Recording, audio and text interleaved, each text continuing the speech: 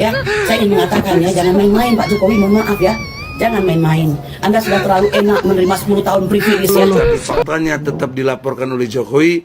Pertanyaan serius saya, Bapak Jokowi yang terhormat, Anda ngerti hukum apa enggak sih?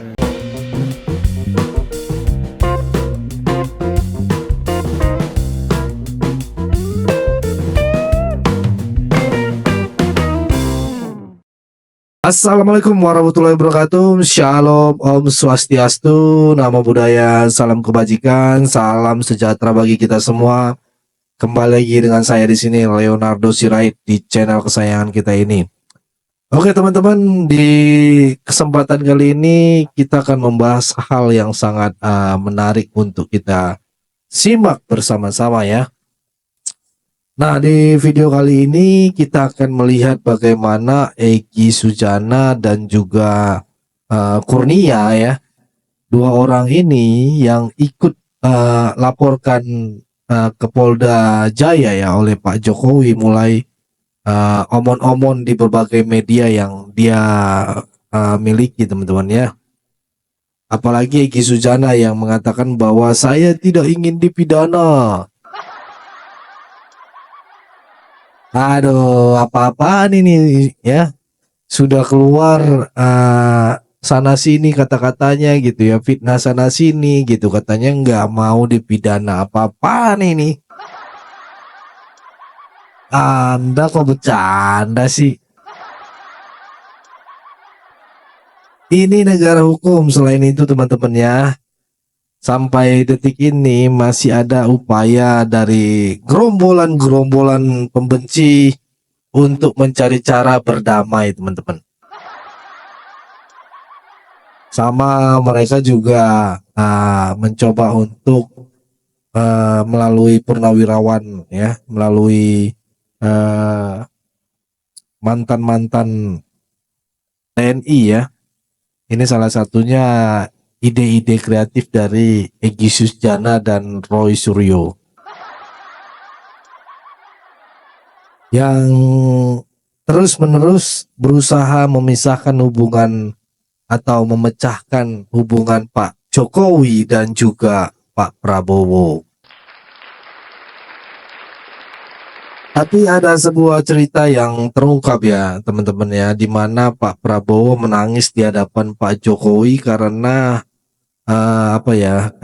nanti kita akan lihat videonya teman-teman. Mari kita saksikan nanti ya videonya. Nah, selain itu terakhir ada upaya untuk mediasi yang dilakukan oleh Kagama gitu ya, keluarga besar alumni UGM kalau nggak salah ya.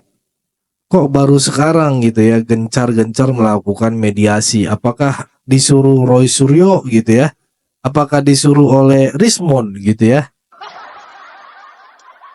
Karena mereka takut dipidana ya teman-teman ya. Oke, sebelum kita mulai, jangan lupa like, dukung dong, subscribe dan share. Dan tanpa berlama-lama, mari kita simak dulu video berikut ini. Dengan hormat, itulah poin-poin penting seharusnya kita tidak diadili. Lah, Karena saya advokat, punya imunitas hukum pasal 16 Undang-Undang nomor 18 tahun 2003. Tapi faktanya tetap dilaporkan oleh Jokowi. Pertanyaan serius saya, Bapak Jokowi yang terhormat, Anda ngerti hukum apa enggak sih? Iya dong. Karena dia telah bersumpah loh waktu presiden 2 kali.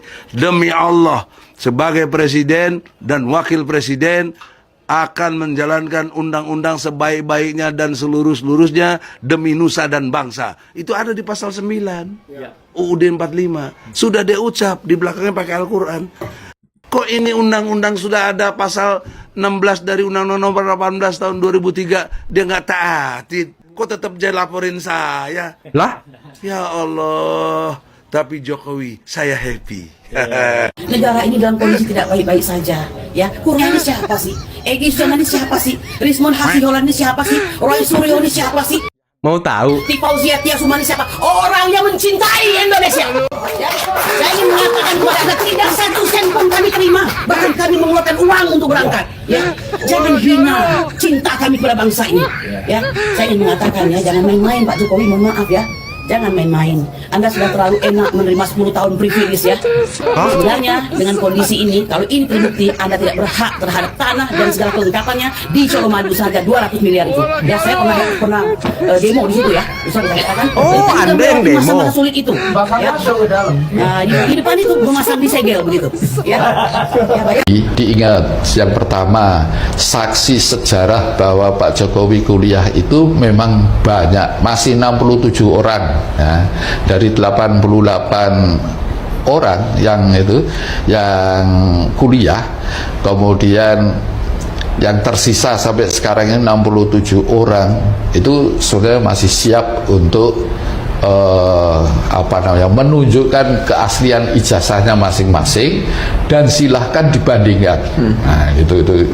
Kemudian yang kedua adalah lembaga sebagai penerbit dari ijazah ini sudah menyatakan bahwa ijazah itu memang asli dan memang benar bahwa Pak Jokowi itu kuliah di Fakultas Kehutanan UGM. Kebetulan saya dengan Bapak itu termasuk yang wisuda bersama, yaitu tanggal 5 November tahun 1985. Jadi saya adalah salah satu saksi dari 67 teman-teman yang sampai sekarang ini masih ada. Nah, memang penyelesaian secara hukum barangkali kami juga siap ya untuk menjadi saksinya gitu. Juga ya, bagaimana rasa bagaimana perasaan Prabowo itu sangat terharu waktu itu ya. Jadi setelah diangkat menjadi Menteri Pertahanan, Pak Jokowi juga diundang waktu itu. Ini cerita orang dalamnya Pak Jokowi nih kepada saya. Wah, ini cerita yang paling mengharukan teman-teman. Jadi sebelum acara Pak Prabowo mengajak Pak Jokowi masuk ke dalam ruang kerjanya Pak Prabowo. Ya, mereka berbincang, nggak lama Pak Prabowo terharu, katanya memeluk Pak Jokowi sambil berkata kira-kira gini, Mbak, di sini saya dipecat sebagai prajurit TNI, tapi di sini Bapak mengangkat harkat saya kembali sebagai prajurit TNI. Ya, Pak Jokowi merasa ya terharu juga, tersanjung, ada kehormatan, ada kesetiaan, ada ucapan terima kasih yang dirasakan di situ. Dan memang pada akhirnya kan dalam perkembangan berikutnya ketika Pak Jokowi akan berakhir, kan Pak Jokowi juga mulai melihat kan siapa sosok yang bisa menggantikan dirinya itu. Karena pernah Mbak dalam pertemuan dengan kami dengan Litbang dan redaksi Kompas, beliau bilang tuh bahwa yang harus diubah dalam sistem pergantian pemerintahan adalah pemerintahan berikutnya adalah orang yang bisa meneruskan kepemimpinan sebelumnya, sehingga pemerintahan baru itu tidak mulai dari nol, tapi sebagai kelanjutan. Karena seringkali mulai dari nol, karena ganti program lagi, berbeda visi lagi gitu ya Mas. Apalagi kan Pak Jokowi sudah banyak melakukan hal ya, infrastruktur dan pembangunan dan lain-lain, IKN yang juga pasti harapannya penggantinya itu bisa meneruskan program-program beliau. Jadi dalam beberapa kali pertemuan akhirnya meskipun dinamika politik waktu itu berkembang kan. Iya betul. Saya diajak oleh Pak Jokowi itu sebuah jiwa besar yang luar biasa. Itu dia dijadikan Menteri Pertahanan, buat dia kehormatan dan martabat dia itu. Oh, ini kata beliau. Kata beliau. Betul. Itu saya di ruangan ini diberhentikan. Sekarang saya kerja di ruangan itu. Di ruangan ini. Makanya ketika saya ajak Pak Jokowi ke sini, itu saya nangis. Gitu. Saya konfirmasi ke Pak Jokowi, benar nggak Pak Prabowo ngajak Pak Jokowi setelah dilantik kan ke ruangan kerja dia, dan dia nangis, kata Pak Jokowi. Benar, berarti kan bukan yang dibikin-bikin, terkonfirmasi. Saya di ruangan ini, saya disidang dan diberhentikan, dicopot tuh di ruangan ini. Sekarang saya kerja di ruangan ini. Menjadi orang nomor satu. Iya. Surat resmi yang kita kirim ke Pak Jokowi semoga nyampe dengan cepat, dipelajari dengan Pak Jokowi, sehingga kita Agama Cirebon sebagai mediator, teman-teman kita dan tentunya juga Pak Jokowi bisa diterima dengan baik. Kita akan Agama duduk Cirebon, bareng, ya. sehingga polemik dan juga tanda petik keretakan hubungan antara alumni ini bisa cair. Itu kita akan memberikan solusi kekeluargaan, apapun nanti titik temunya, itu menjadi bagian-bagian komitmen kita, solidaritas kita dengan alumni, sama alumni, dan tentunya kita mencegah akan dilaksanakannya proses hukum, dan tentunya proses hukum ini akan mengakibatkan hal-hal menurut kita sebagai alumni Gajah Mada memperburuk situasi, dan karenanya Kok memperburuk situasi sih? Kemarin Pak Jokowi sudah datang ke Polda Metro Jaya, bukan berarti Pak Jokowi hatinya tertutup untuk Agama Cirebon untuk memediasi, dan insya Allah kita tim Rismon, Mas Rismon, Bung Suryon dan Mbak Tifa secara personal akan datang bersama Agama Cirebon seandainya memang Pak Jokowi memberikan hati, memberikan kesempatan dan tempat untuk kita bicara, untuk kita diskusi dan kita berdialog mencari solusi komprehensif, sehingga di internal UGM kita selesai, internal Agama selesai, dan tentunya kegaduhan-kegaduhan yang sifatnya kegaduhan nasional ini akibat polemik ijazah Pak Jokowi ini akan cair dan tuntas. Itu tadi ya beberapa video teman-teman ya yang bisa kita simak, yang bisa kita saksikan pada kesempatan kali ini. Dan saya kesal banget ya tadi apa yang dikatakan oleh Eki Sujana ya. Katanya itu katanya ada advokat, saya punya imunitas hukum. Saya tidak bisa dipidana sampai tidak ingin dipidana ya. Saya tidak ingin dipidana gitu katanya ya. Kok bisa begitu ya? Ya, Anda mengatakan bahwa saya bebas dong melakukan apa saja. Saya kan advokat, saya bebas menfitnah orang. Apakah seperti itu terjemahannya? Hal-hal seperti ini ya harusnya kita beri paham orang-orang ini ya, biar mereka dipenjara gitu ya aja. Sudah melakukan fitnah, tuduhan liar gitu ya. Ini tidak bisa dibiarkan ya teman-teman ya. Oke, cukup segitu dulu teman-teman. Berikan tanggapan teman-teman yang menonton video ini bagaimana.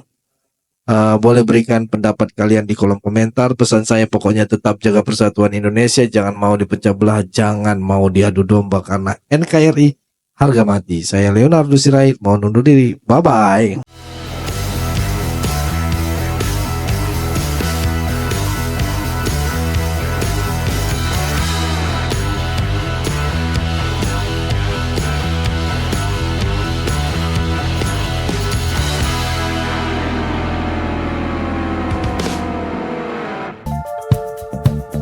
Kawan-kawan yang mau mendukung Sirait Media, boleh melalui rekening ini, dan bisa melalui Kris Mobile Banking ini. Dengan cara scan barcode Kris ini, di mobile banking, kawan-kawan.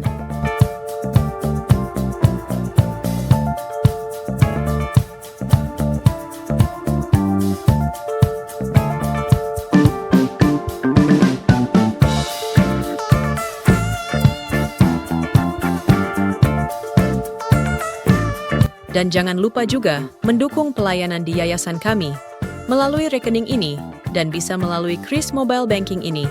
Dengan cara scan barcode Kris ini di mobile banking, kawan-kawan. Berapapun itu sangat berguna bagi pelayanan kami. Mari terus kita suarakan suara rakyat jelata dan terus berdampak bagi Indonesia. Terima kasih.